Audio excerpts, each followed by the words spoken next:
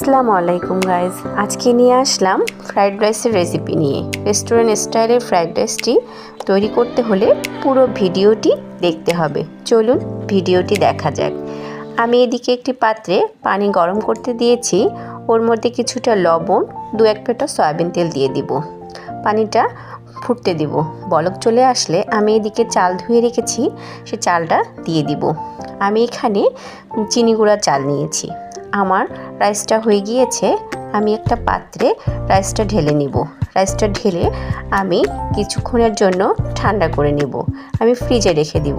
এদিকে একটি পাত্রে আমি তেল দিয়ে দিয়েছি। তেলটা গরম হয়ে আসলে 3টা ডিম ফেটিয়ে দিয়ে দিব। ডিমের স্ক্রাম্বল তৈরি করে নেব। আমি স্বাদ অনুযায়ী লবণ দিয়ে দিয়েছি। আমার ডিমের স্ক্রাম্বলটি তৈরি হয়ে গিয়েছে। আমি একটা বাটিতে উঠাই নেব। ওই পাত্রে কিছুটা আবার তেল দিয়ে দিব। এরপর দিয়ে দিব গ্রেট করা আদা রসুন। আদা রসুনটা হালকা ভাজা হয়ে গেলে এর মধ্যে দিয়ে দিব আগে থেকে কেটে রাখা গাজর ও বাঁধাকপি।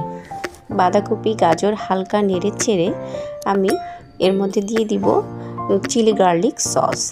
আমি এখানে ম্যাজিক মশলা ইউজ করেছি।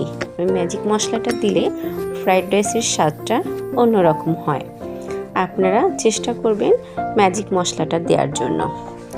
এরপর আমরা আবারও ভালোভাবে নেড়ে চেড়ে নিব। তারপর দিয়ে দিব ডিমের স্ক্রাম্বলটি।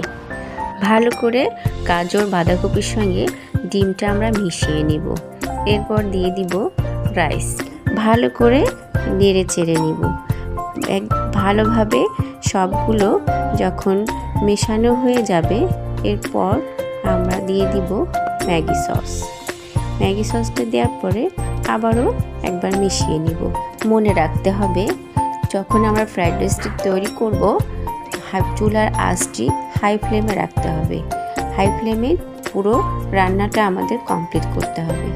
এদিকে আমাদের রাইসটা ভালোভাবে মেশানো হয়ে গেছে।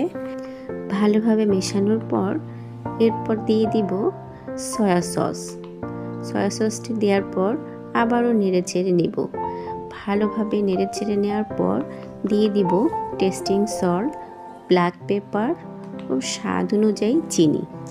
এবার আবার আমরা ভালোভাবে রাইসটা মিশিয়ে নেব। এভাবে নাড়াচাড়া করার পর রাইসটা আমাদের হয়ে যাওয়ার আগে আগে কিছুটা স্প্রিং অনিয়ন দিয়ে আমি রাইসটাকে নামিয়ে নিব। এভাবে রাইসটা আপনারা বাসায় তৈরি করে দেখবেন। আশা করি আপনাদের অনেক ভালো লাগবে।